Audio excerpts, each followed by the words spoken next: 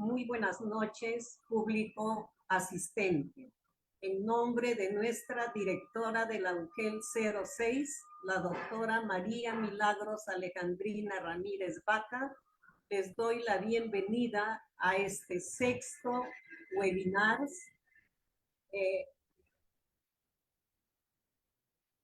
a cargo del licenciado magíster Juan Carlos Huaraj Acuña. En realidad es un privilegio tener a un profesional de la calidad del magíster Juan Carlos Huaraj Acuña, quien ahora expondrá sobre la historia de la educación en el Perú. Permítanme ustedes compartir la hoja de vida del magíster Juan Carlos Huaraj Acuña. Es docente a tiempo completo en la Facultad de Derecho, en la carrera de Relaciones Internacionales en la Universidad San Ignacio de Loyola. Es docente auxiliar de la Facultad de Ciencias Sociales en la carrera de Historia en la Universidad Nacional Mayor de San Marcos. Es bachiller en Ciencias Sociales, también en Educación, licenciado con tesis en Historia, magíster en Historia, grados y títulos por la Universidad Nacional Mayor de San Marcos, estudios doctorales en Historia concluidos. En la Universidad Mayor de San Marcos también tiene otras publicaciones. En realidad es un lujo tenerlo a usted, magíster Juan Carlos Huaraj, frente a nuestro público que en realidad lo espera con muchas expectativas. Adelante, magíster Juan Carlos Huaraj.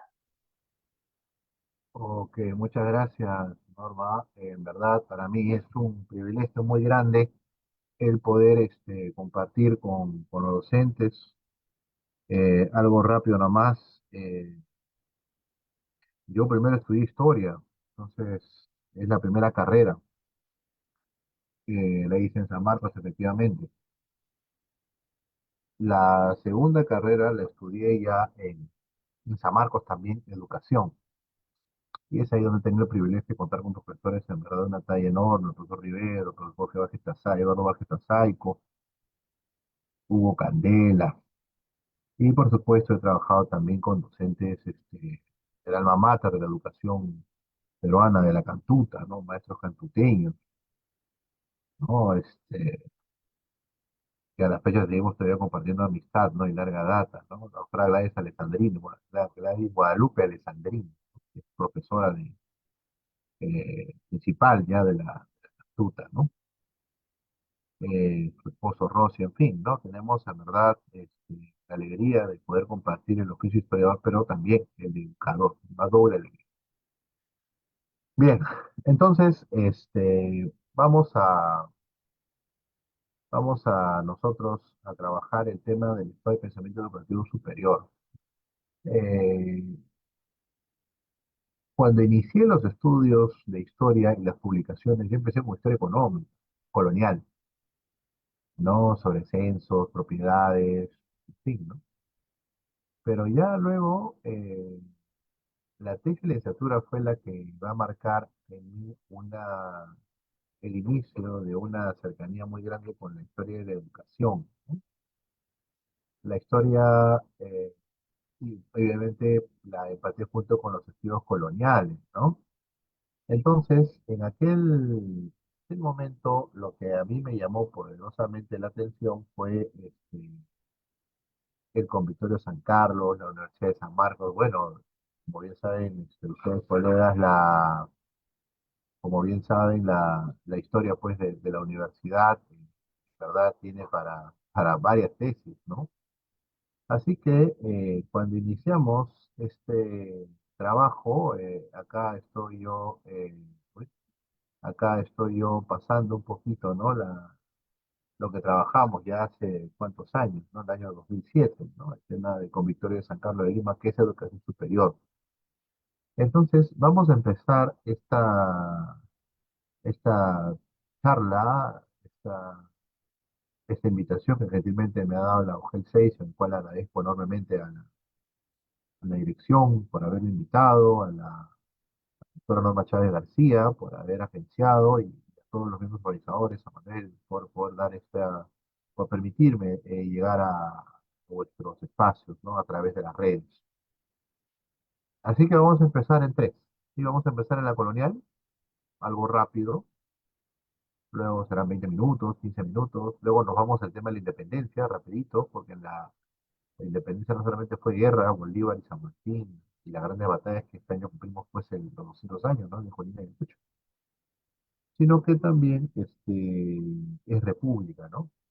Y, yo le he puesto muy bien 2000, pero ojalá lleguemos al menos a la república aristocrática, ¿no? Porque en cada una de estas etapas hay ideas de la educación que los gobiernos tienen a bien hacer,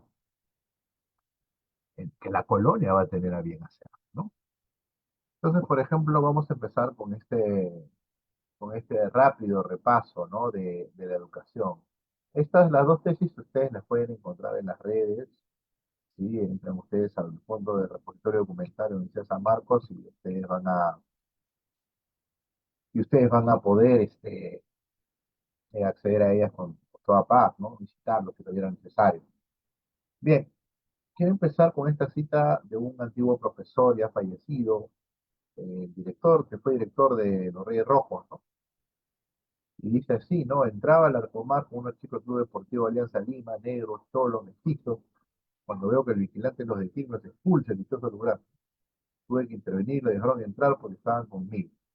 Es este expreso diario del que no tenemos noticias, que no aparece ningún documento, que se quiere obviar aún en los medios más progresistas. Pues sobre el verde césped le pedimos triunfo, gol y coraje.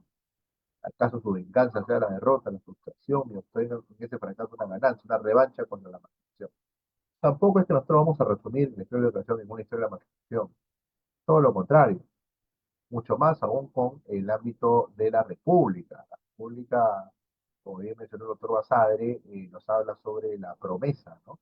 Y esa promesa va en función a las libertades que se van obteniendo, no de a golpe. Si nosotros vemos la independencia como un proceso inmediato y corto plazo, podríamos caer en un derrotismo, en un pesimismo, ¿no? Y las promesas de la República nunca se cumplieron. Es que recién tenemos 200 años. Hay naciones que son más antiguas en el tema de independencia, para no ir muy lejos, Francia, Estados Unidos. Tampoco, por supuesto, digo que será cuestión de tiempo. Medianamente tendremos que esperar nosotros y hacer siempre nuestro mejor esfuerzo para que la educación tenga mejoras. Y las tiene, y las tiene. Yo como historiador profesional que estudio esta visión de la historia en el largo plazo, en los 100 años, en los 200 años, los alcances de los profesores, por ejemplo, son mucho mayores que en el tiempo de la República Aristocrática. Antes de empezar justo la charla de hoy, conversaba con un asesorado mío y él está estudiando, él está estudiando justamente la educación en el tiempo de la República Aristocrática, ¿no? Entonces, visto de esa perspectiva, debemos nosotros anotar la importancia de la educación en el tiempo colonial. Y en el tiempo colonial nosotros vamos a ver una figura, ¿no? Toribio Rodríguez de Mendoza. Y ese es el nombre con el cual vamos a empezar, discúlpenme.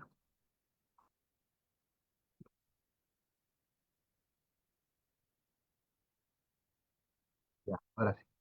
Bien, entonces, él ha salido, ¿no? En las moneditas ahora último de las colecciones de numismática, ¿no? Del Banco Central de Reserva. Justo yo aquí tengo esa monedita que la colecciono porque este personaje es realmente bastante importante para comprender el proceso de tránsito, ¿no? Estas moneditas de Torrio Rodríguez Mendoza, ¿no? Eh, no sé, ahí está, ¿no? Por ejemplo, él es el primer profesor que está en las monedas. Él es el que va a presidir inclusive las primeras precortes, ¿no? Antes de dar en 1822 ya el primer Congreso de la República, ¿no? Claro que él ya va a llegar a muy avanzada edad y va a fallecer también en el camino siendo rector de la Universidad de San Marcos, ¿no? Entonces, bueno, tenemos al menos un primer profesor, ¿no? en las monedas. Bueno, la mayoría son historiadores, santos, ¿no? Ahora hay artistas, ¿no? Bueno, esperemos también más profesores, ¿no? Más educadores, como ministros de educación, no sé. Entonces, vamos a anotar nosotros en este repaso de línea de tiempo, primero la figura epónima de Torero Rey de Mendoza, ¿sí?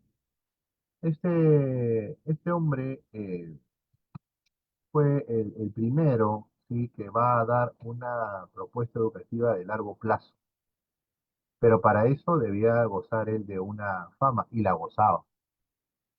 Él gozaba pues de una fama extraordinaria, como docente del Comité de San Carlos, vicerrector y rector, hizo toda la carrera, ¿sí? Pero claro, con el tema de la educación siempre ha ido de la mano, en este caso iniciando el periodo con el compitorio, y aún con la propia Universidad de San Marcos, con profesores que muchas veces eran sacerdotes a la vez.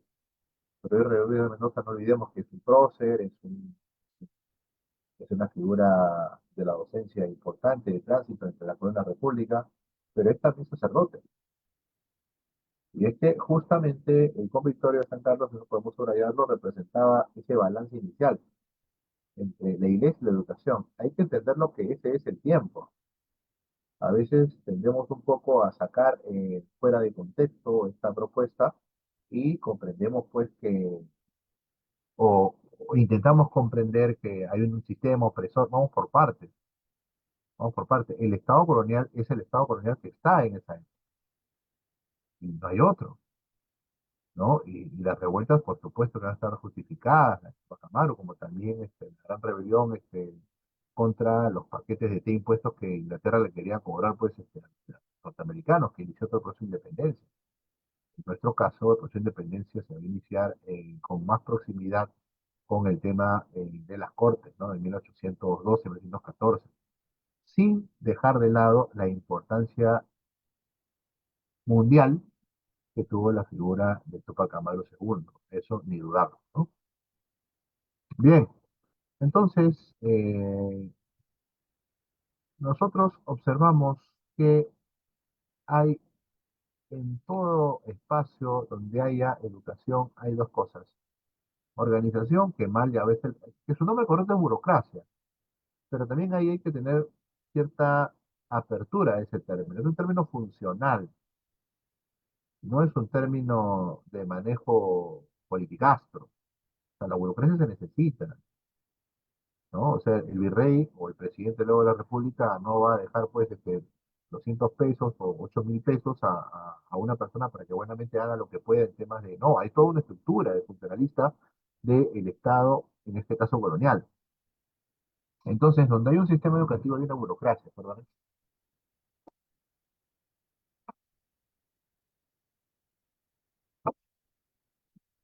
Y como vemos nosotros, hay un rector, hay un vicerrector, hay un síndico de rentas que es el tema de tratar de mantener un colegio que siempre ha sido bastante complicado.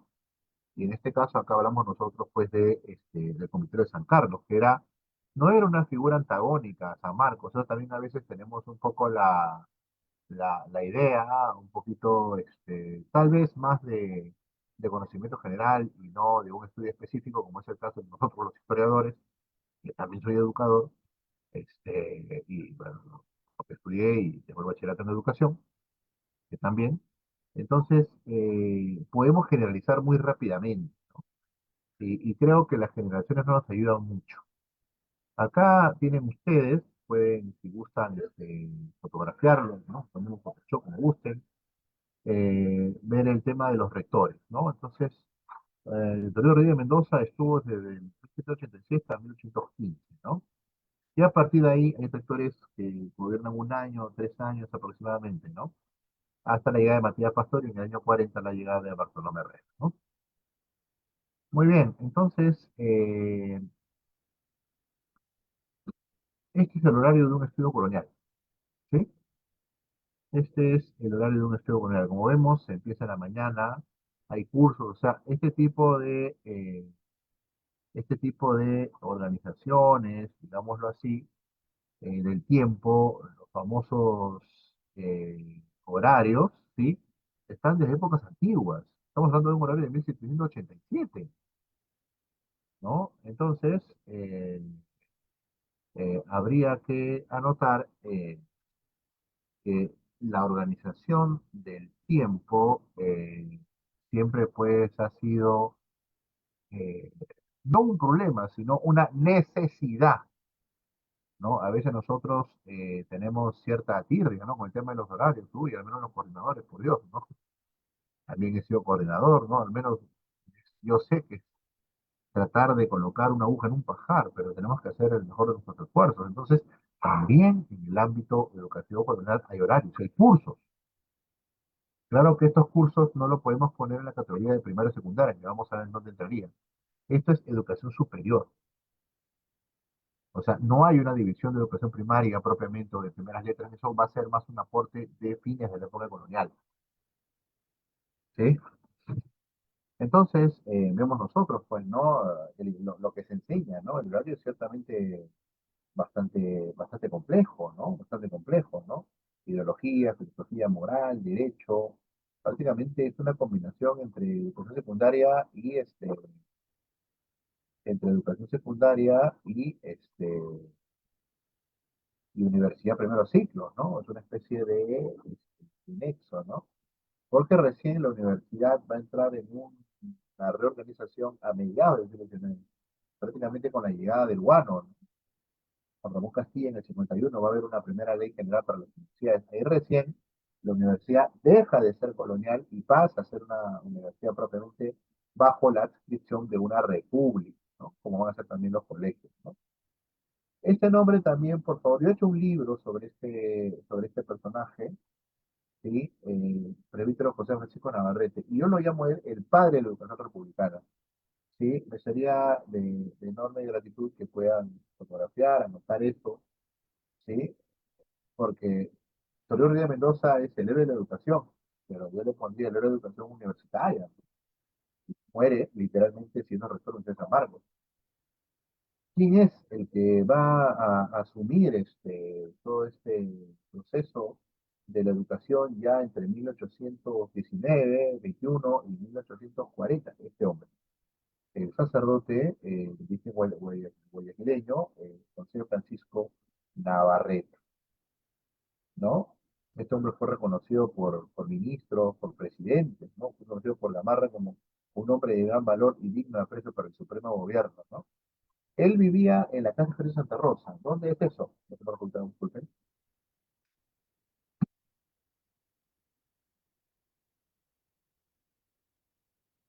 Él vivía por la avenida Batay, en la cochera que está al costado derecho de casi una cuadra antes de Puno, ¿no? Hay una cochera, bueno, esa era una casa de ejercicio, o sea, era un parque interno y ahí gente, la población, los otros hacían ejercicio espiritual, y él lo administraba. De eso vivía.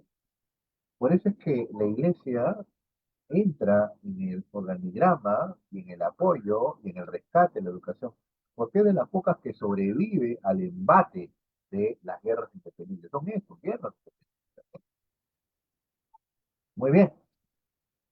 Entonces, vamos viendo nosotros la importancia que va a surgir de la educación a fines del periodo colonial. Vamos avanzando, ¿no? Y qué cursos se enseñaban o cuántos jóvenes había por cada aula, ¿no? En estos tiempos, ¿no? Hicimos un rescate ya de estos, un rescate significa pues que nosotros hicimos un estudio, nos metimos en los archivos, ¿no? Esto que ustedes ven no está servido en un papel y acá lo sacamos, no, tenemos que leerlo, ordenarlo. El trabajo en ese sentido del historiador es de bastante tiempo, ¿no? Para hacer un cuadro de esto se puede no necesariamente encontrarlo en el momento, sino ver documentos de por aquí, de por allá, y después de 2 meses poder juntarlo y poder armar esta propuesta, ¿no? Entonces miren los cursos, ¿no? Que hay para estas épocas, ¿no? Teología y moral, leyes uno, ¿no? Física, ¿no? Colegiales son aquellos que están viviendo dentro del colegio, ¿no? Del consultorio. En cambio, manteísta son aquellos externos que pagan por la educación y usaban el manto, por eso le decían pues el término de manteístas, ¿no? Curso de lógica, curso de matemáticas, ¿no? Y ahora, ¿cómo pasaban el grado en esta educación superior? Sí, los estudiantes. Bueno, nosotros tenemos un examen final y un trabajo final, ¿no? Dentro de la universidad para poder, digamos, validar, ¿no? Nuestro proceso educativo, ¿no? Entonces, bajo esa línea, pues, vemos aquí nosotros que lo que hay y se llama concursos literarios. Es decir, el joven, una vez que terminaba el curso,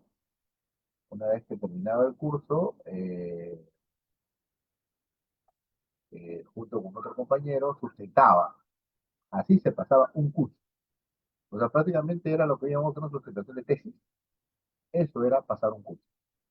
El joven pasaba al frente, le abrían el libro de picas, decían picas porque había una especie de, ¿no? de pica de libro, ponía al azar, ¿no? Levantaba el libro y sobre eso tenía que dar la recitación, ¿no? Recitaba el texto y bueno, en función a ello hacía la exposición, ¿no? Entonces, como vemos nosotros, hasta para dar cursos, ¿no? Estamos hablando de fin de la época colonial, había todo un proceso, ¿no?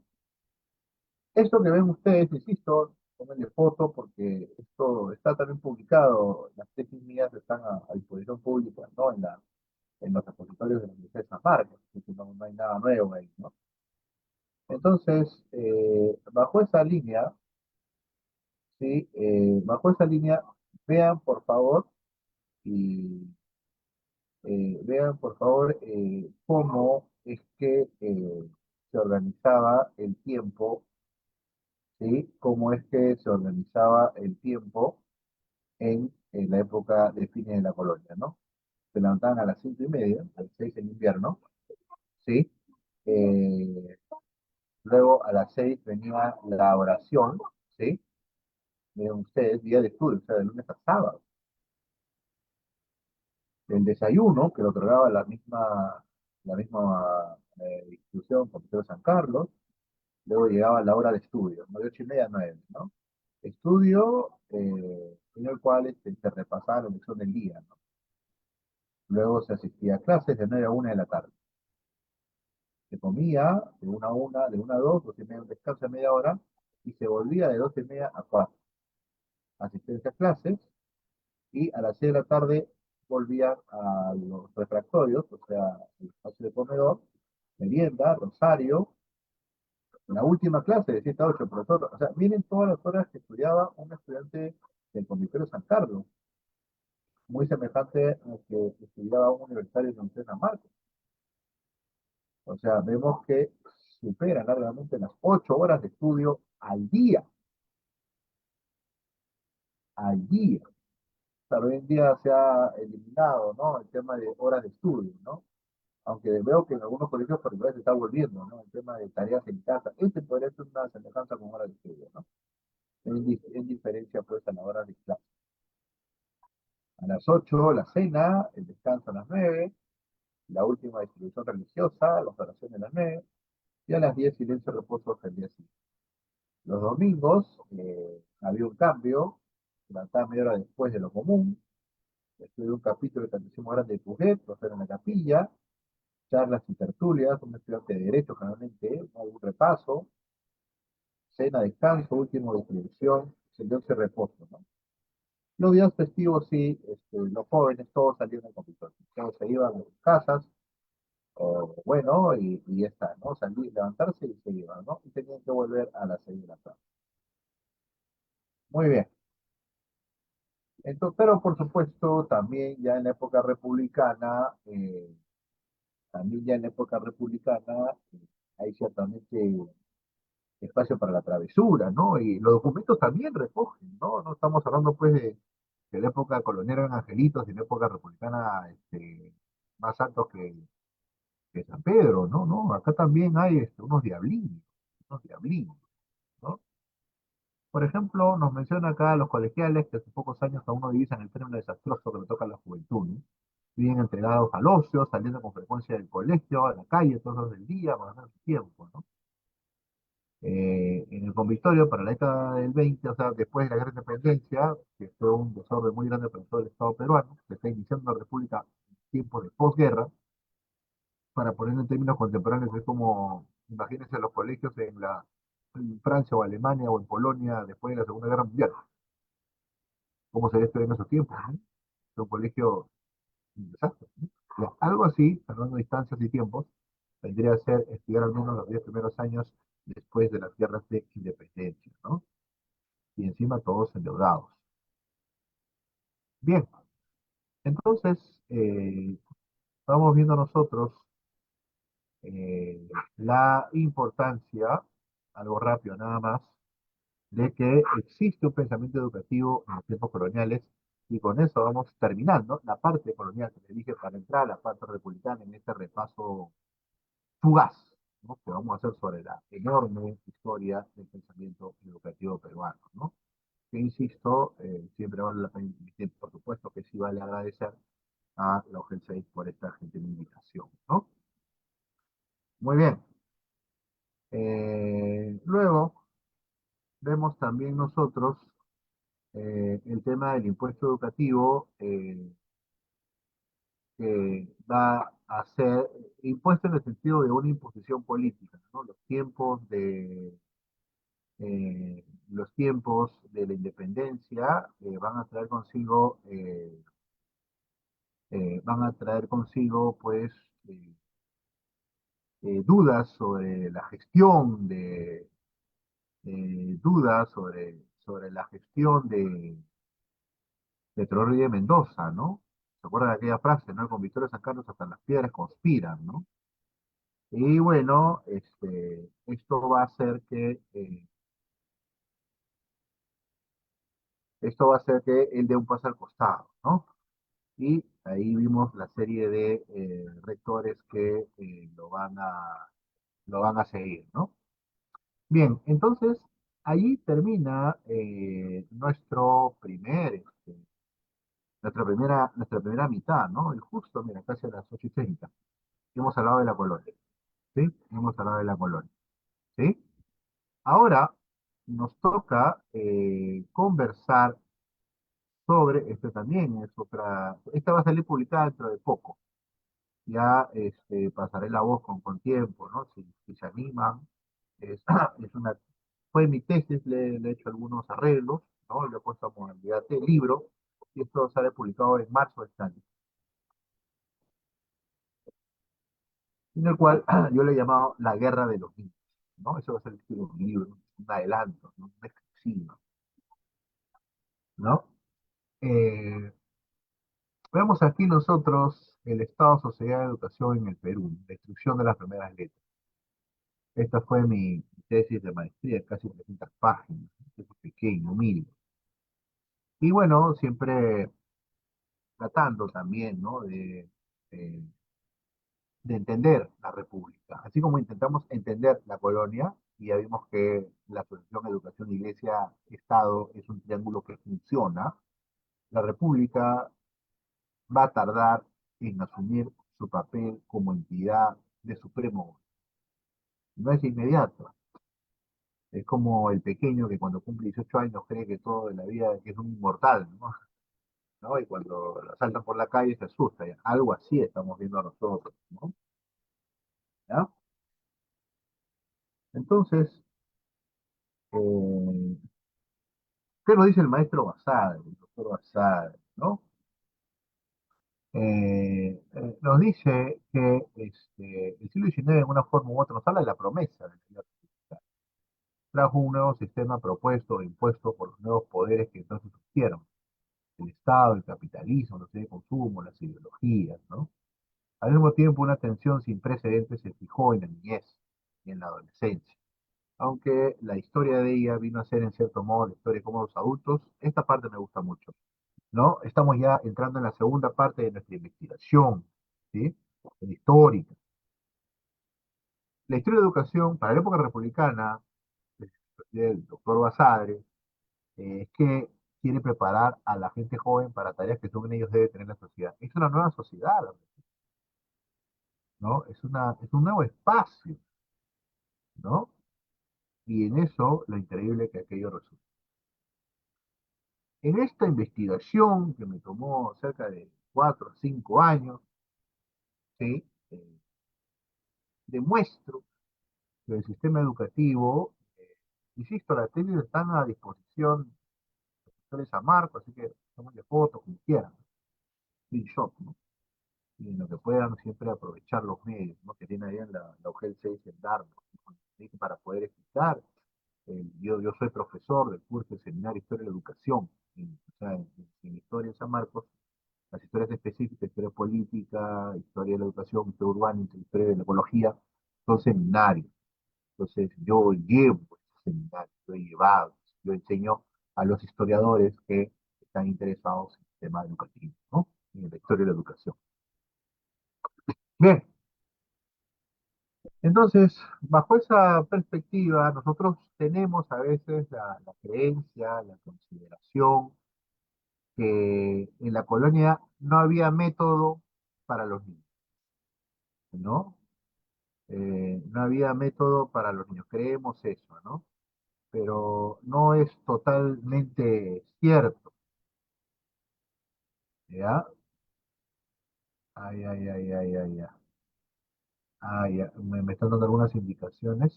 ¿Se visualiza bien? Creo que sí, no lo sé. ¿Sí? A ver, bueno, ya. Entonces, tenemos a veces, gracias por las indicaciones.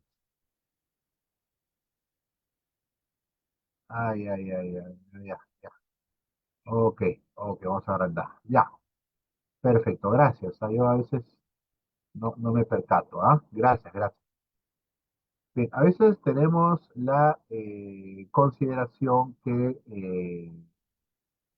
el periodo colonial, siglo XVIII final, principalmente, no tenía método. Sí había un método, había un modelo, siempre hay un modelo pedagógico, ¿no? O sea, siempre hay un modelo a qué seguir. Entonces, ese modelo pedagógico se denominaba, anotamos por favor, colegas, el método individual. ¿Y por qué le llamaban así? Porque realmente no es que sea solo un individuo, pero era uno o dos. Y por supuesto, en ese sentido sí es un privilegio contratar a un profesor para que te enseñe las primeras letras y las 4 operaciones. En este caso, la educación básica, lo que llamamos nosotros la educación de primaria, que digamos nosotros, sí era un lujo. Sí era un lujo sin lugar a dudas, porque había que pagar un profesor para que enseñe al muchacho, ¿no? Entonces, la República, cuando inicia con su promesa de una apertura de educación universal, sí lo hace, pero como lo hace una república que recién inicia, austeramente, austeramente. Entonces, bajo esa línea, el método lancasteriano poseyó fundamentos pedagógicos muy particulares. ¿Y quiénes son sus principales fundadores? Anotamos. James Thompson, un evangélico. Él pertenecía justamente a la escuela metodista escocesa, ¿sí? Pero él estuvo un poco menos de 3 años. Entonces, ¿quién va a seguir la línea que apertura James Thompson? Va a ser este sacerdote del cual hablamos en las líneas anteriores. José Francisco Navarrete.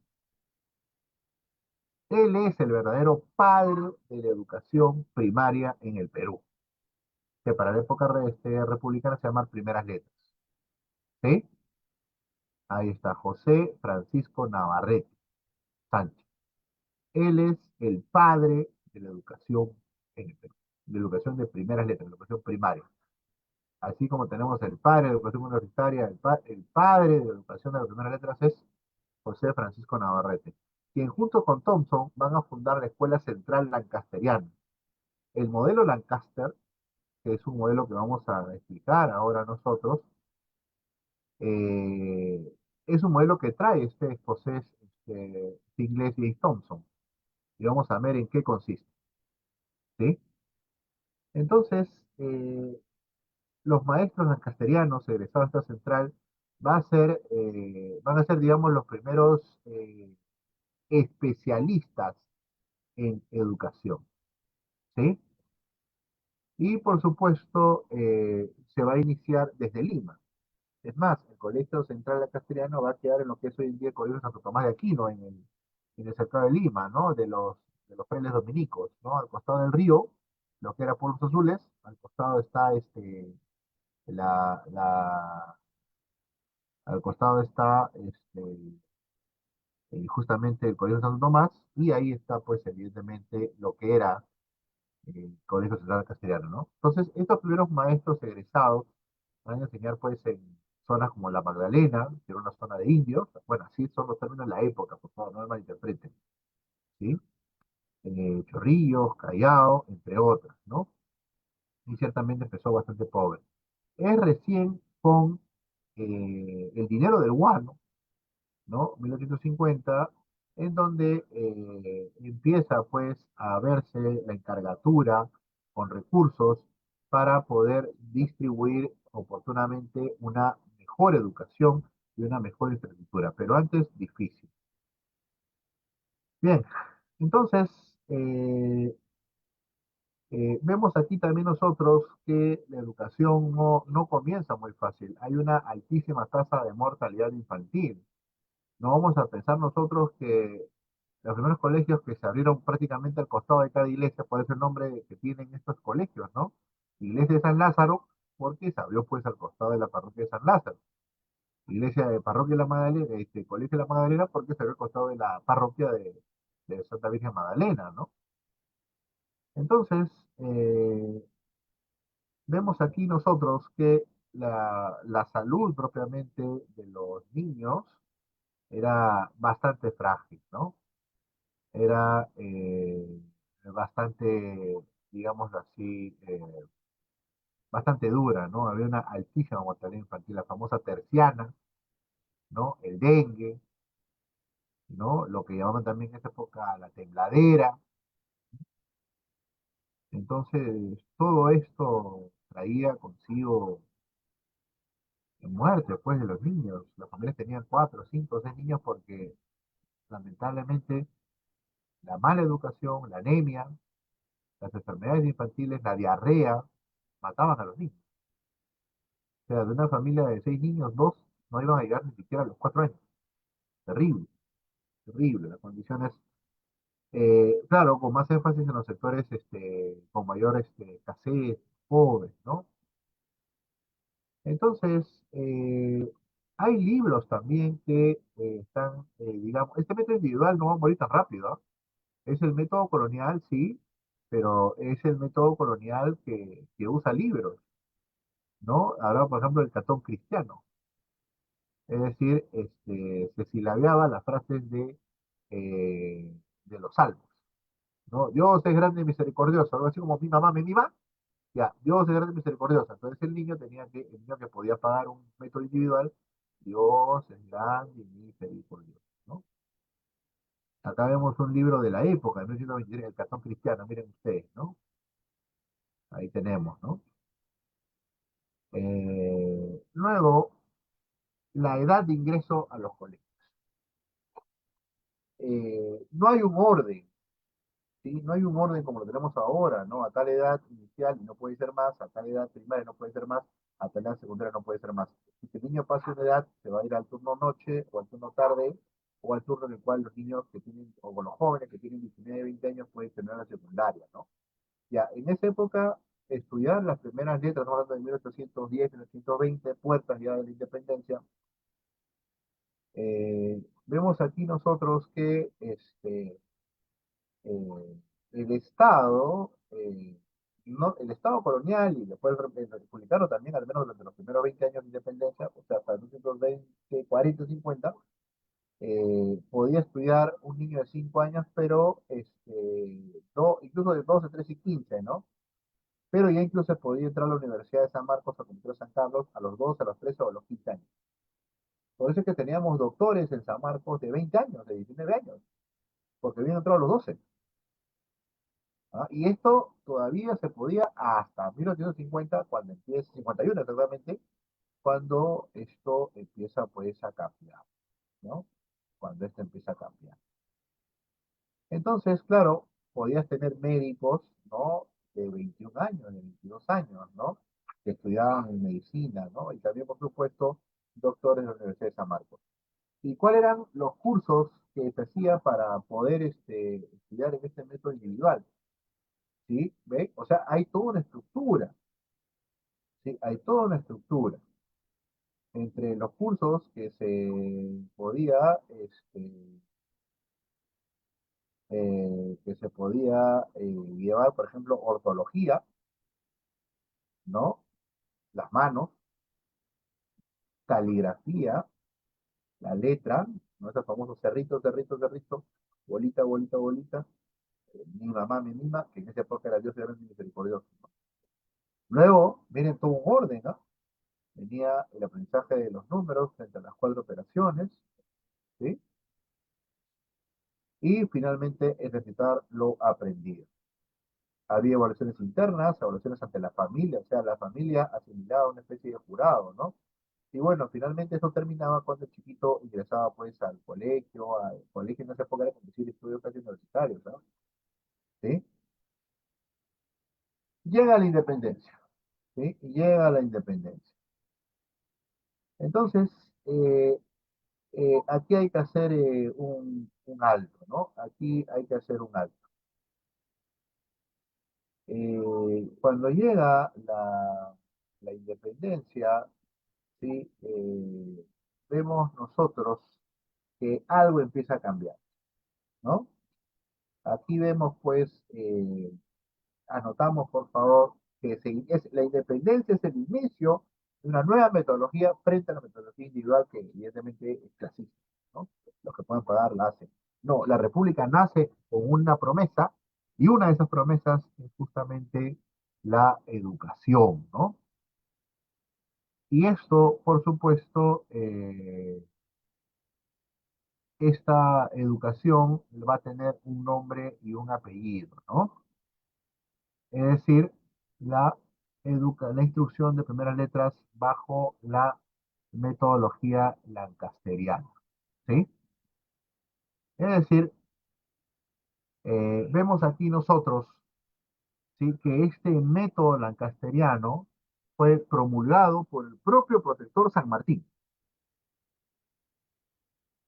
Sabemos, sí, que muchas leyes, ¿no? Sabemos que son promulgadas para luego no ser aplicadas, en el camino desordenadas y al final nunca obedecidas, ¿no? Sabemos. Pero este es un inicio de una república que está empezando por guerra. Recuerden el cuadro comparativo que les he dado, ¿no? Es como que empezar a estudiar colegio en Polonia después de la Segunda Guerra Mundial. Esa es la condición que tiene la ciudad.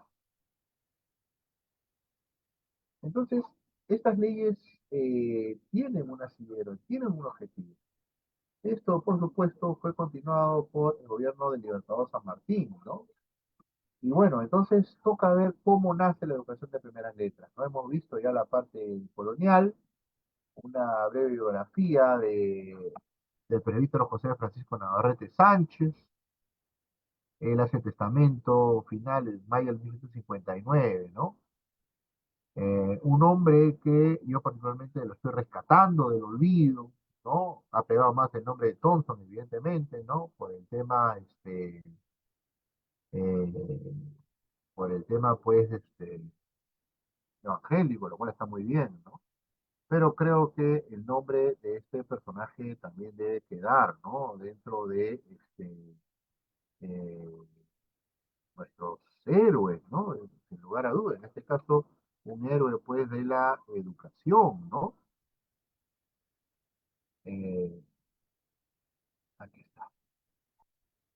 Francisco Navarrete, vamos a ver aquí, nació, como hemos dicho, Guayaquil, hijo de Antonio Navarrete. Antonio Navarrete tiene mucha conexión en el norte peruano, ¿no?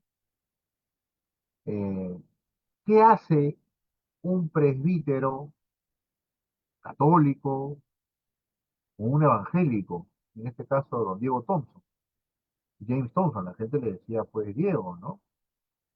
Bueno, ese, por ejemplo, es la casuística que tiene la República. Esa es la novedad que trae consigo la República, ¿no? Un evangélico ¿sí? Un evangélico y un presbítero católico juntos, con la finalidad de iniciar el camino de la educación peruana. Esto es algo increíble y que debemos tener en consideración nosotros como profesores, como docentes. La educación en la República nace de la mano de un sacerdote cristiano católico y de un evangélico. Eso es difícil que lo veas en otros espacios, ¿sabes? Difícil. Y esto es algo que aquí ciertamente está sucediendo, ¿no? Thompson ya venía de Chile, estuvo en lo que el periodo de San Martín hasta el 22, el 23 recibe promesas y bueno, además después retira su protector, me refiero al generalísimo San Martín, él está bastante debilitado, ¿no? Así que Thompson se va a ir del país, ¿sí? Algo que va a iniciar Thompson, primero él se va a encargar de enseñar inglés, él es irlandés, ¿no? Es escocés, perdón. Y él da una descripción de Lima, ¿no? Ya llevo 2 meses en esta ciudad y todo el tiempo he gozado de buena salud. Estoy inclinado a pensar que este clima es mejor de lo que esperaba, pues había oído ver historias de la terciana, sin embargo, es una enfermedad muy común, ¿no? Es lo que le llamaban en la época la calentura, ¿no? La fiebre que duraba 2, 3 días, que no era sino el dengue. Y claro, si estabas debilitado, poco podías hacer para el tema de salud, más si eras más pequeño, ¿no? Thompson tenía una propuesta, él era un evangélico, bastante audaz, más que audaz diría bastante organizado, disciplinado, ¿no? Y bueno, vendió 500 Biblias del Nuevo Testamento, ¿no? Y además hizo cosas interesantes. Bueno, él tuvo el apoyo de San Martín, y San Martín, con nombre y apellido, para bien del Perú, va a declarar la metodología lancasteriana como la primera metodología pedagógica implantada en la República. Anotamos, por favor. ¿Sí? Por supuesto, luego el Marqués de Torres el 6 de julio va a crear la Escuela Central Lancasteriana, ¿no? Pero ya existían escuelas, no pensemos que la República empieza de cero, ¿ah? Ya hay otras escuelas, ya hay otros colegios, ¿no? Se me va el tiempo, ¿no? A las 9 termino, ¿no? Y si hubiera preguntas, tendrían a dónde lleguemos, ¿no? Miren que estamos hablando de nuevo colonia, estamos hablando de independencia. Colonia, independencia, nos falta república. Pero bien, estamos bien, ¿no? Otros colegios que estaban en esa época, el Santa Cruz de Atocha. ¿Alguien por aquí, por favor, vive en el cercado de Lima? Ya, muy bien, muy bien. En el cercado de Lima hay un colegio que se llama Nuestra Señora de Atocha, presente. Ahí está. Claro que ese local inicialmente era la Universidad de los Mercedarios, ¿no? El San Pedro Nolasco. Pero ahí está el colegio. Y era, miren ustedes, era la época, hay que comprender mucho eso, para educar y fomentar niñas blancas desvalidas, abandonadas, esposas, ¿no? Su fundador, un obispo cristiano, ¿no? Muy bien, con rectora Sofía Rodríguez. Luego tenemos el Colegio de la Presentación, también para mujeres, ¿no? 12 colegialas, 3 aspirantes, 6 categorías de agregadas, ¿no? Para educar y dotar a niñas pobres. Y la escuela gratuita de los letras de Desamparados. Los desamparados estaban muy bien lo que es la estación de los desamparados, ¿no? Con todo el Palacio de Gobierno, ¿no? Su rector, el precitado Francisco Garay, y también era profesor de San Marcos, ¿sí? Muy bien. Entonces, vamos rápidamente en qué consistía el método. Primero, este método era bien interesante. Habían monitores, o sea, chicos que tenían estudios más aplicados, ¿no? Que venían muy tempranito, a las 7 de la mañana, ¿ok? Y ellos iban pues de 7 a 9 tenían las primeras clases con el maestro, ¿no? Las letras, el abecedario, las frases, las palabras, ¿no? Y luego los monitores replicaban con los más jóvenes, los más pequeños, con los más neófitos, los temas que trabajaban con el profesor, ¿no? Es decir, aquí está. Por favor, voy a presentarles. Este es el modelo, por favor, notamos que se instaló en la República. El sistema monitorial de instrucción. ¿Sí? Así era esto, ¿no? Los niños grandes, bueno, eso está idealizado, ¿no? Los que están con la pizarrita, ¿no? Ahí colgadas, ellos son los monitores. O sea, Diego Thompson o Francisco Navarrete, a ver, acá vemos cuántas pizarritas. Uno, dos, tres, cuatro, cinco. Llegan a cinco o seis jóvenes, te vuelven las pizarritas, los avances en lo que se iba a trabajar.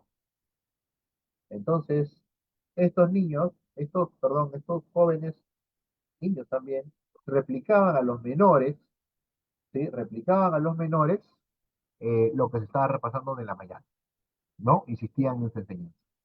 Este era el sistema monitorial. Y ya finalmente había los niños de banco, se decía, ¿no?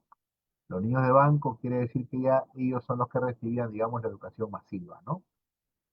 Este era el sistema que se está impartiendo, el sistema lancasteriano, que se está impartiendo para el siglo, eh, para el periodo, pues, el periodo de 1820, 1930 inclusive, ¿no? Interesantísimo, ¿verdad? Uy, estamos en 50, hay que avanzar más rápido, por Dios. Eso que todavía no llego. Vamos, bueno, lo que no alcancemos, ¿no? Pero ya en la conversa, en la cháchara, plática, ahí ustedes ya me darán mayores perspectivas, ¿no? En lo que consideren bien hacer. Sin duda, Bolívar, eh, bueno, es un personaje bastante complejo, pero sí, en temas educativos, insistió mucho en la educación, ¿no? Simón Bolívar bajo la dictadura del Perú, bueno, en su época, él lo llamó así, ¿ah? No, no es que le esté llamando porque él lo llamó la dictadura, ¿eh? Vemos aquí nosotros que en 1924 fundó el Colegio de Jauja, ¿no? El Colegio de Jauja. Miren, estamos anotando. Este colegio, pues, tiene más de 200 años, este es un bicentenario, ¿no? El bicentenario del Colegio de Jauja. En el 25, el Colegio de Ciencias y Artes del Cusco, ¿no? Lo que luego va a ser la universidad. Luego, luego,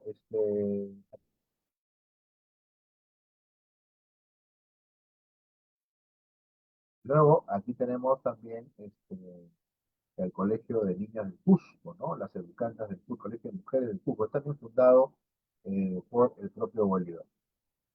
Otro presidente que también está presente va a ser Andrés Santa Cruz. Pero él va a dar más pasos, ¿ah? Hay que reconocer que él tiene más pasos. Él, por ejemplo, va a estar muy al tanto de la altísima tasa de, de niños fallecidos y de mujeres que fallecen en el parto. ¿Ah? Pero profesor, estamos hablando de educación. Bueno, los niños que tienen que nacer de una mujer y al nacer hay una alta tasa de mortalidad. Y si no nacen, ¿qué educación va a haber? Entonces, va a fundar la Casa de la Maternidad de Lima, ¿no? Con algún material.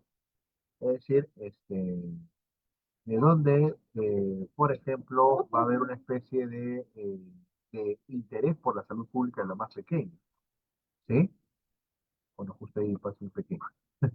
Bien, seguimos, ¿no? Vamos a ver más rápido. Eh, bien, ya está instalado el Central Lancasteriano, que está en el actual Colegio Santo Tomás, ahí en lo que era Pueblos Azules, ¿no? Lo que decía en la primera cuadra de Pilo del Río, ¿no? Cerca de Palacio de Gobierno. Recién, 5 años después, ¿sí? Anotamos, el 8 de noviembre de 1826, surge el primer reglamento de las escuelas lancasterianas. 5 años después. ¿Pero por qué es posible un descuido? No, un momentito. Estamos hablando de una república que empieza de cero y de un espacio que está prácticamente destruido, ¿no? ¿Sí? Entonces, bajo esa perspectiva, vemos que hay dos objetivos en este periodo de independencia, en este periodo de educación de la independencia, ¿sí? Eh, un ciudadano ilustrado, ahora está de moda este término, ¿no? Ilustrado, ilustrísimo, está de moda la ilustración. y un sentido moral de la vida, la moral cristiana. Claro, si la educación ha empezado con un evangelio y un cristiano, más no vas a pedir, más no vas a pedir. Entonces, los sueldos sí, bastante austeros, bastante pobres, eso ni qué dudarlo, ni qué dudarlo, ¿no?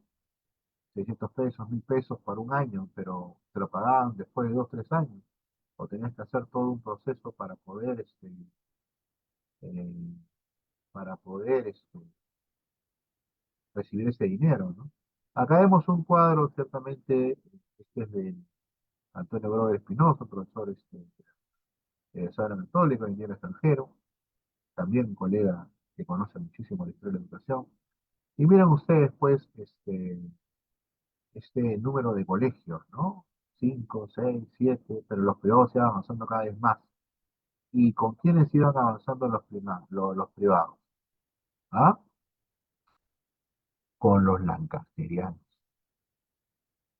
O sea, vamos a hablar, yo también soy profesor, ya les dije, educador con ustedes, colega, y algunas veces no hemos enseñado acaso en colegio privado, ¿no? ¿No? Lo clásico es nuestro colegio nacional en la mañana, en la tarde, nuestro privado, ¿no? O al revés. Bueno, los lancasterianos, o sea, los profesores lancasterianos, esos jovencitos que tenían digámoslo así, el primer título profesional, pero no era el nombre ese. Eso recién está reglamentado en la década del 50. ¿Sí? Se le da un reconocimiento como maestro de lancasteriano. Ya. Esa carta de reconocimiento que vendría a ser nosotros de título profesional, fundaba su colegio. Lo único que pedía nomás el municipio de Lima era, ¿es egresado del comité del centro lancasteriano? Sí. Entonces tenía su colegio lancasteriano y tenía su colegio particular. ¿Sí? O sea, no era novedad lo que vemos ahora nosotros, es un dibujo alusivo, ¿no? Alusivo y abusivo por parte del maestro Pancho Fierro, ¿no? Del maestro Pancho Fierro, ¿no? Bien, entonces vamos avanzando rápidamente, si no nos gana la vida. Estamos viendo acá el tema de los primeros intentos de organizar la educación, ¿no? Ya, unos 5 minutos más y pasaré a la ronda de preguntas que tengan a bien hacer, ¿no? Vamos a empezar en punto, la verdad, muchas gracias por la puntualidad. En Lima, el Comité de Bolívar, que es el Comité de San Carlos, el Colegio de Independencia, el Departamento de Lima, en Arequipa, ¿no? Las escuelas lancasterianas, escuelas en Chorrillos, el Colegio de Ita, el Colegio de Ocopa, que ya hemos visto que fue fundado por el propio Bolívar. Este año se cumplen los 200 años del Colegio de Ocopa, ¿no? Jauja. El Estado va a procurar también a través de impuestos, ¿no? ¿A quiénes se imponían? Bueno, a las tierras agrícolas, pero sobre todo a los tambos. Los tambos son como los mercados mayoristas, ¿no? O mercados intermedios, ¿no? Era el lugar donde llegaban los burros, los animales, ¿no? Se armó un mercado, solamente fuera de las ciudades, y bueno, entonces la gente iba ahí a comprar lo que necesitaba para la cocina, ¿no? Entonces, en función de los impuestos a los tambos, eh, acá tenemos que, por ejemplo, hay una especie de ministro de educación, que era sino el inspector de instrucción, Nicolás de Piérola. Este persona tan viejo es Piérola, no, este es su padre, ¿sí?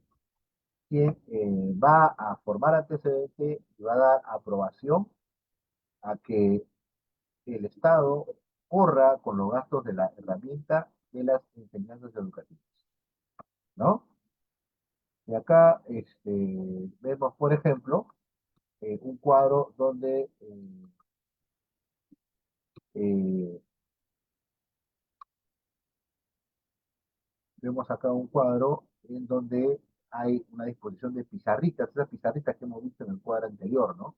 Para Cusco, para Ayacucho, para La Libertad, para Tarma, Callao, Lurín, Huacho, pero no estoy llegando a la zona amazónica, pero no hay para Moyobamba, ya, como les dije, a principio, colegas, la República está empezando de forma austera, y por tanto no hay posibilidades para una disposición, porque no tiene plata, no hay guano, no hay guano, ¿no? Piura, Catacaos, Pisco, ¿no? En fin. ¿Y cuál era el material, digamos, para el chico, para el educando? Y con eso ya estaremos casi terminando, ¿no? Biblias. O sea, los chiquitos tenían que aprender versículos de la Biblia. Dice Nuevo Testamento, discursos de Jesucristo, que eran sino los evangelios, ¿no? 154 pizarras de buenas y malas, bancas para escritura, ¿no? Con la famosa banqueta, bancos semicirculares para el maestro de la mañana con sus 2, 3, 6 alumnos, ¿no? Sentarse en esa carpeta pues ya tener un paso a la enseñanza, a la docencia, ¿no? Carteles de la lectura del Evangelio, o sea, así como tenemos eh, la foto de Grau, de Bolognesi, los valores, ya.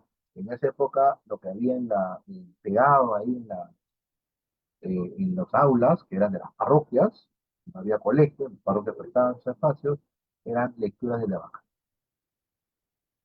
¿no? Lápices, ustedes no se imaginan cómo se cuidaban los lápices en ese época, no había pues como ahora, un sol ya te van a comprar otro lápiz, ¿no? Se cuidaba como oro, los niños se peleaban por los lápices, ¿no? Tablas de lectura, silabarios, ¿no? Las ortologías y libros de ortografía, los pliegos de silabarios, ¿no? Especie de sábana, ¿no? Donde el chico hacía sus sílabas, ¿no? Con lápiz. Pero ¿por qué con lápiz? Profesor, porque luego tenía que borrar y pasar para otro chico, ¿no? Y las parábolas de Salomón. Entonces, ya para ir cerrando, ¿sí? Vemos que la República está empezando a fundar más colegios. En la lista oficial de la guía de Forasteros de Lima de 1936, por ejemplo, ya está el Colegio Normal de Santo Tomás para varones, el Colegio Central San José para niños abandonados, Central de San Lázaro, Espíritu Santo, Normal de Santa Teresa, ¿no? Santo Tomás para mujeres, 2 aulas más, es decir, empieza a ser ya reconocido, empieza a ser ya reconocido el, la educación en otros espacios, ¿no? Mira, el reglamento de primaria, ¿no? Acá tenemos, a mí siempre me han gustado los horarios, ¿no? Acá tenemos, ¿no? Por ejemplo, el lunes, martes, menos jueves y viernes, y ya se parece más a nuestros horarios, ¿no? Igual, son casi como internos, ¿sabes? 6 de la mañana se tienen que levantar, asearse, oraciones de la mañana, catecismo, lecciones de urbanidad, ¿no? Como vemos, los horarios son de 8 a 12, religión el lunes, ontología el martes, ¿no? Así le llamaban almuerzo a las 7, ¿no? Pobre niño, en el sentido de que el colegio salía, pues, de las falencias, ¿no? A comer, a desahogarse, a hacer su descanso, caligrafía. O sea, los chicos de los colegios de primeras letras, nosotros tenemos primaria hoy, tenían horarios en verdad desde las 7 hasta las 8, incluyendo combate, ¿no? Incluyendo combos. Y en el caso de gramática, ya a las niñas se les enseñaba lectura, ¿no? Merendaban, rezaban, y luego ya se iban a dormir, ¿no? Como vemos, pues, hay ciertamente bastante, bastante trabajo, ¿no? Con el tema de la educación, eh, bastante trabajo para bien. Es decir, la promesa, y aquí ya voy cerrando, wow, yo me había propuesto llegar por lo menos hasta el siglo XX, pero tanto lo que tenemos que conversar, ¿no? Será motivo de repente. Hemos revisado material de archivo para este trabajo de investigación, y bueno, lo que demostramos es que los gobernantes más autoritarios son los que más sobrehicieron por el tema educativo, tal vez porque podían hacer un decreto sin consultar a los del Congreso, ¿no? Insisto, en la época esta. Hoy en día tenemos que diferenciar Bolívar, Santa Cruz, Gamarra, Castilla, más práctico, ¿no? El clero, la iglesia estuvo de la mano en los inicios de este sistema educativo, ¿no? Y el pastor Thompson y el presbítero Francisco Navarrete, como hemos dicho, son los grandes héroes eh, de este, de este logro de la República, ¿no? Entonces, cierro con esto. No es incorrecto acusar al Estado de abandono de la educación primaria a nivel nacional, pero resulta también tendencioso culpar al Estado de inoperante en materia educativa.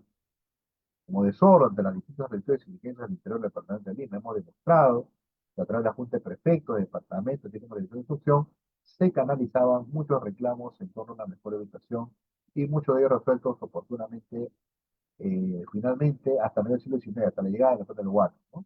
La tácita alianza entre Estado e Iglesia empezaría a ser observada.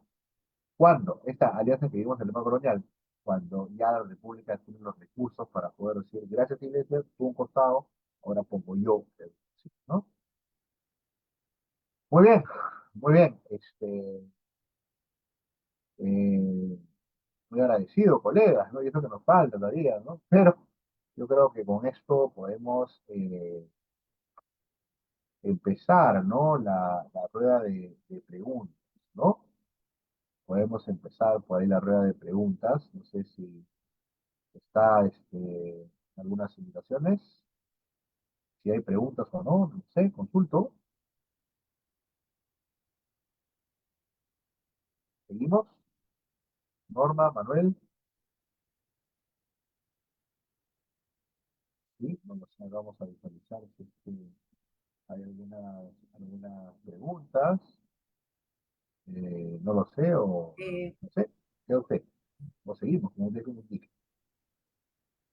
sí, Magíster Juan Carlos Cuará. Usted dirá, me comunica la hora que concluye para empezar con la ronda de preguntas. Ya, perfecto. A las 9:10, ¿no? Para que haya siempre unos 20 minutitos para poder ahí conversar siempre. Preguntas o Perfecto, comentarios, ¿ah? Ya, perfecto. listo. Gracias, Gracias. colega Adelante, Norma. Magíster. A ustedes más bien. Listo. Entonces, miren, por ejemplo, colegas, eh, el colegio San Luis, la Universidad San Luis Gonzaga tiene un antecedente a los amigos de ICA, un saludo fraterno, amical, ¿no? Gracias por estar aquí en sintonía, ¿no? Los amigos de ICA, ¿no? Los amigos de Nazca, Chincha, Tierra de Cuna y Campeones, ¿no? Eulogio Prado, ¿no? Todo por ahí. Entonces, por ejemplo, muchas de las universidades que se fundan en el siglo XIX tuvieron como base los colegios. En este caso, por ejemplo, el Colegio de Ciencias Médicas luego va a ser la base institucional para la organización de la Universidad de Ica. Este colegio de ciencias era la sucesión natural de los grandes colegios mayores de la época colonial, ¿no? Esta fue una obra, pues, de Santa Cruz, ¿no? Digamos que ya empiezan a surgir espacios educativos para que sectores, generalmente burócratas o hijos de burócratas, comerciantes o hacendados, puedan también formar parte del proceso educativo republicano. ¿Sí? Es decir, la República empieza a refundar las instituciones, pero lo hace progresivamente por dos motivos. Porque faltan especialistas que se van informando con la época republicana y punto dos, porque no tienen los recursos. Acá, por ejemplo, vamos a ver, nosotros hemos rescatado la boleta de notas, ¿no? De Francisco Javier Mariate, un héroe de la República Peruana, muy longevo también, ¿no? Así como hemos enseñado que estudiaba pues un educando en la época colonial, ¿no? Ahora hemos rescatado, ¿no? La boleta de notas.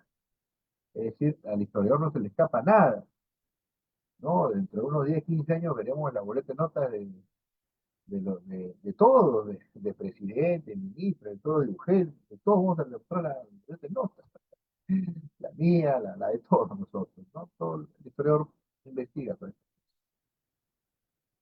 Eh, Vemos entonces que los cursos que están llevando, por ejemplo, ¿no? La educación superior, ¿no? Geometría, lógica de inicio, álgebra. Hemos visto, ¿no? Miren ustedes la educación primaria, primeras letras se llama, es el término correcto, y ahora vemos nosotros la educación superior, ¿no? Y cada uno es todo un mundo, ¿no? Entonces, eh, vemos que hay cambios significativos tanto en la educación superior como en la educación de primeras letras. En la educación superior se empiezan a fundar colegios, ese es el nombre. No confundamos el colegio como lo entendemos ahora, ¿no? Colegio San Bartolomé, del Callao, San Juan de Miraflores, ¿no? O colegio José Gálvez. No, no, no. Ahí el colegio es una especie de tránsito entre la vida superior y lo que es después las primeras letras, en la no confundamos, ¿no? El colegio, es decir, hoy en día, pues ya, como decir, instituto, pues, ¿no? Hoy en día.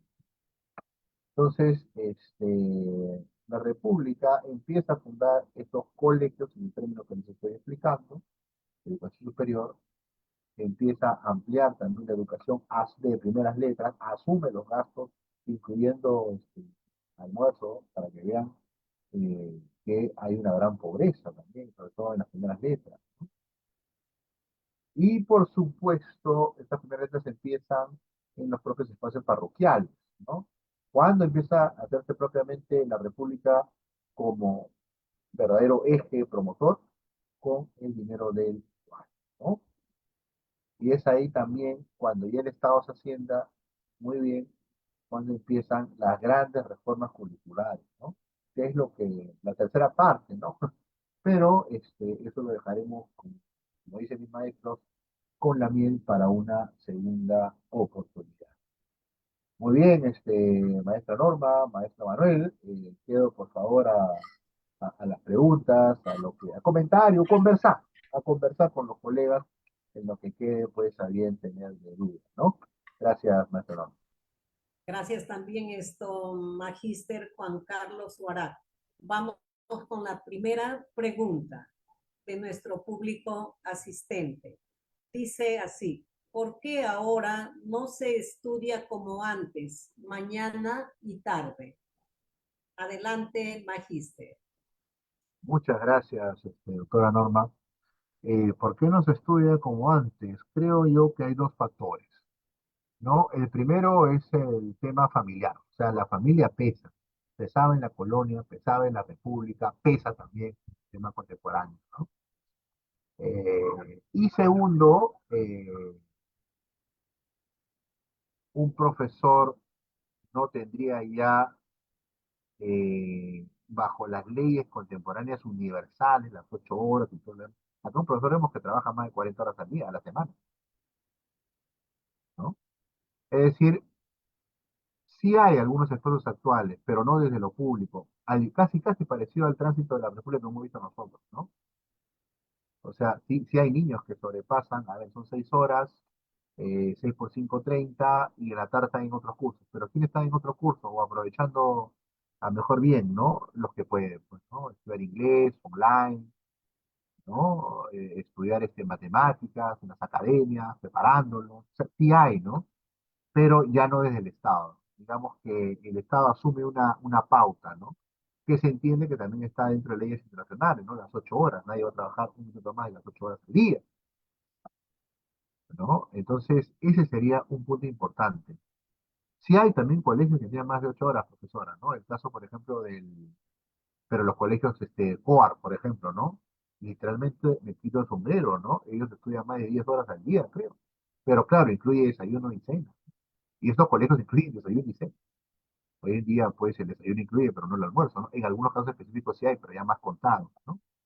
Muy bien, profesor Norma, creo que con eso, sí, sí, pero, wow, tendría que haber una inversión muy fuerte por parte del Estado para volver a estudiar 10 horas, ¿no? Pero, por supuesto, en convenio con los padres de familia, que son los que mandan, ¿no? Sin lugar a dudas, ¿no? Maestra, gracias por la pregunta. Adelante. Vamos con la siguiente pregunta, Magíster. Tenemos más preguntas de nuestro público. Nos haría el favor. Dice, Adelante. ¿podría decir cuáles cree que han sido los factores más influyentes en la evaluación de la educación del Perú durante las últimas décadas? Adelante, Magíster. A usted, gracias, maestra. La familia, si bien es importante, entra recién en la reorganización de mitad del siglo XX, ¿no? Manuel Prado, Bustamante tiene un aporte muy importante en el tema educativo con la organización de lo que hoy en día llamamos APAFA, ¿no? Entonces, creo yo que la organización a través de las asociaciones familiares, como la conocemos hoy en día, hace mucho bien al colegio, hace mucha gran institución, y creo particularmente que son los que definen la orientación educativa a nivel mundial. Yo he tenido la oportunidad de estar en Europa, pero no por jamonear, ¿ah? Sino que no se concibe una educación en lo que se llaman las prefecturas francesas o italianas sin presencia de los padres de familia. O sea, no es intromisivo. Y en Norteamérica esto es más radical. En Norteamérica el comité de padres de familia funciona a la par con lo que llamamos hoy en día, bueno, ellos le llaman fiscal district, el distrito fiscal, ¿no? Es decir, tienen un apoyo jurídico resguardado por constitución para proponer cambios, reformas en los colegios públicos norteamericanos. Claro, el presupuesto que ellos manejan es superior, ¿no? Sin lugar a dudas. Porque ellos, por ejemplo, piden más horas de básquet, piden más horas de canchas de rugby, en fin, ¿no? Lo que bien tiene el colegio brindar, ¿no? ¿Ah? Claro, dentro de los que permite las leyes norteamericanas. O sea, los dos factores, diría yo, son el tema familiar y el tema presupuestal, ¿no? En medida tal vez que haya un mejor y mayor desarrollo, podemos llegar tal vez al segundo punto, ¿no? En el cual el manejo presupuestal es, o sea, los padres de familia, y te hablo de países que en norma de desarrollo tampoco están tan lejos del Perú, en México mismo hay una presencia realmente importante. Pero claro, eso en política educativa sería poner cascabel al gato, ¿no? ¿Cómo lo solucionamos, no? Así que esos serían los dos motivos particularmente, ¿no? Por un lado, una mejor organización de las APAFAS, ¿no? Que van desde la época de Bustamante, muy antiguo, y por otro lado, el tema presupuestal, ¿no? De manejo correcto y siempre de la mano con el Estado, no paralelo. Gracias, maestro. ¿Me permite una pregunta más, Magíster? Lo que usted guste, por favor, estoy para servirle. Gracias, Magíster. Dice, el lema de antes era la letra con sangre entra y el de ahora, ¿cuál es? Adelante, Magíster. Gracias, gracias. No, no, ese lema, tengo ahí justo en los libros, el que empezó eso fue Ricardo Palma. Ricardo debe haber un pillo, un maestro, el primer miembro de la Escuela Academia de la Lengua en Perú, ¿no? Una celebridad, sin lugar a dudas, nadie le quita ese lugar. Pero era, los cuentos los escribía bien, sabía cómo golpear, ¿no? Entonces esa imagen ha quedado. Y ya les contaré que para la República estaba penado el tema o sea, estaba permitida la palmeta. Y había algunas normas, sobre todo en la década del 20 y 30, ¿no? Donde decía literalmente, pero no se le puede sacar sangre. Así decía la palmeta. Pero evidentemente esto ya para la figura de mediados del siglo XIX ya no estaba bien visto, ¿no? La palmeta. Y en esa línea viene pues el rescate, entre comillas, de su infancia, que es Ricardo Palma y Letras con Sangre. Y si habría que buscar un lema hoy en día, es que eh, el sistema educativo tiene hoy en día, si vemos ustedes me han escuchado, ¿sí? Y bueno, yo como parte de la academia pues de historiadores, de profesores de San Marcos, se le diría, sí, hemos visto las falencias, pero si las falencias las dejamos solo como falencias es un pesar, eso pesa, pena. Hay que verlo también como una propuesta de qué hacemos, oportunidades. Y en ese aspecto, para dar respuesta a esa pregunta, eh, tenemos el empoderamiento, eh, y está muy bien que así sea, de las unidades de gestión educativa, ¿no? Entonces, la frase sería pues que haga su labor y que lo está haciendo muy bien y que por supuesto siga trabajando de la mano con los padres, con los directores, en esa especie de trigo, porque tres pares de ojos ven mejor que uno, ¿no? Tenemos el Estado, tenemos los padres, tenemos los docentes, y entonces la frase sería, como equipo trabajamos mejor, ¿no? Se trabaja uno por cada uno por su lado, eh, vivan los moros y mueran los cristianos, ¿no? Se acabó Roma. Pero si seguimos este triangulamiento, ¿no? De también contar con los padres, de capacitarlos a ellos, ¿no? En temas educativos, ¿no? En temas educativos, entonces vamos a ganar mucho, ¿no? Y les digo, o sea, esto no, profesor Guara no está hablando piedras, ¿no? Eh, yo te hablo de un estado, digamos, pobre como Idaho o Iowa, en Estados Unidos, donde el padre tiene una figura ejemplar, principal. ¿no? Seguir muy lejos ya, Brasil o, o México mismo, ¿no? Entonces, la frase particularmente yo diría, será, pues, en equipo trabajamos mejor, solo nos morimos todos. ¿Y quién es ese equipo? El Estado, a través de la Universidad de Gestión, los padres de familia y los profesores. No pueden faltar los tres.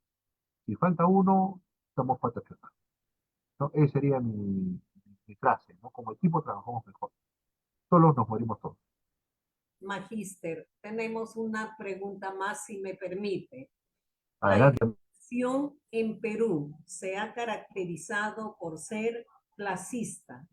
En ese contexto, ¿cómo se dio acceso a la educación a las clases de menos recursos y a los pobladores de zonas rurales? ¿Qué papel cumplieron, por ejemplo, Manuel Z. Camacho, María Asunción Galindo, Fernando Estal, entre otros, en el sur del Perú? Adelante, Magíster. Muy bien, los grandes maestros son y merecen siempre toda nuestra consideración, ¿no? La maestra María Asunción Galindo, ¿no? Pionera de educación bilingüe aymara y castellana en América Latina, ¿no? UNEña, ¿no? Eh, por poner ese ejemplo particular, ¿no? Sí, es correcto lo que mencionó la colega. La educación siempre ha tenido este manejo de estamento, ¿no? Clasismo ya es un término que pertenece pues ya un poco a nuestro tiempo de formación, pero estos ya son otros tiempos, ¿no?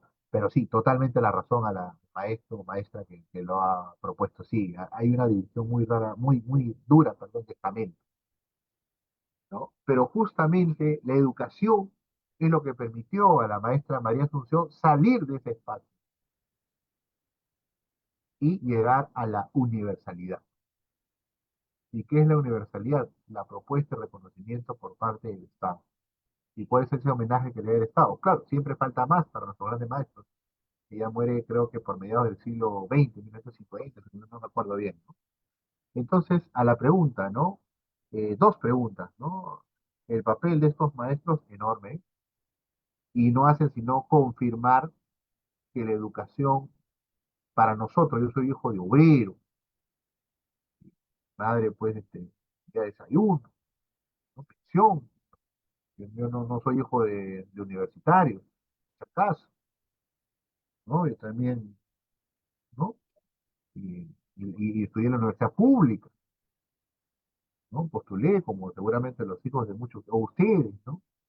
Una universidad pública porque no había los recursos en casa. Entonces, la educación es el único factor que nos permite a nosotros, los mortales, buscar un espacio oportuno y desarrollar mejores competencias para poder, obviamente, mejorar nuestras condiciones de vida. Entonces, bajo esa línea, vamos a la segunda pregunta que nos hace muy bien colega la colega, sobre el tema que va por el tema del Estado. Puno tiene UGELes. Bueno, no sería UGEL Lima, ¿no? Sería la UGEP, ¿no? Entidad de Gestión Educativa de Puno. Entonces, estamos viendo que la presencia del Estado se halla ahí. Entonces, ya quisiéramos que, por ejemplo, este caso que está haciendo la UGEL 6, ¿no? De a través de distintos medios, buscar, conectar con especialistas, ¿no? Y dar, pues, y brindar las capacitaciones, ¿no? En otras palabras, darle el manejo oportuno para que eh, puedan los colegas tener una información más que va a redundar no solamente en ustedes a través de documentos, de constancias, sino también en sus alumnos, ¿no? Pero claro, ahí también tenemos un gran problema que nace también con la República, y ya nace más antes, ¿no? Que es retroste pues del centralismo. Ese es el problema. Ahora, con centralismo no quiero decir Lima, no, centralismo es las ciudades capitales y los alrededores son satélites, ¿ah? O O sea, no quiero decir concentralismo en Lima y Arequipa y Trujillo y se acabó Perú, no. Eso mismo sucede en la ciudad de Puno, ¿no? Quisiéramos ver cómo está el tema educativo, por ejemplo, entre Puno y Ayaviri, va a haber diferencia. O sin ir muy lejos, entre la unidad de gestión de Lima y la que ve el tema de Chancay-Huacho. ¿No? Entonces, eh, yo diría particularmente que las mujeres sigan esta labor de seguir formando a sus profesores. Esa es la única llave. Y confiar en ellos. Es el Estado que se hace presente. ¿Quién se va a hacer presente? ¿Otro Estado? ¿Un particular? Se necesita una actividades como la que está funcionando la mujer 6. De otra forma, ¿quién va a asumir? ¿Mm? Muchas gracias, maestro Norma, por servir.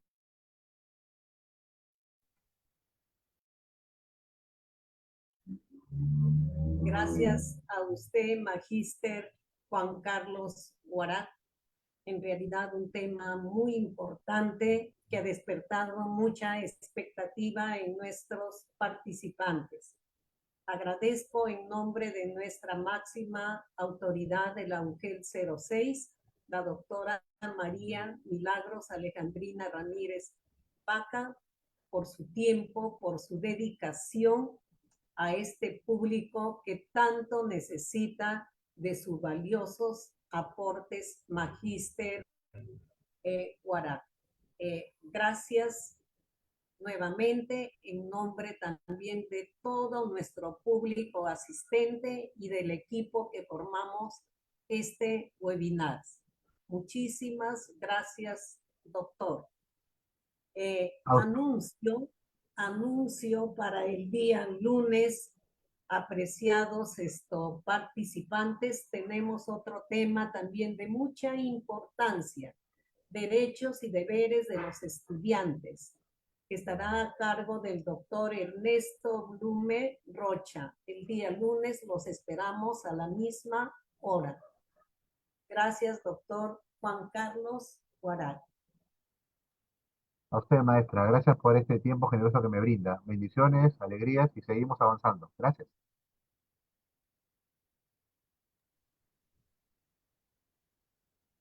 En nombre de nuestra directora de la UGEL 06, damos por concluido este sexto webinar. Buenas noches. Gracias.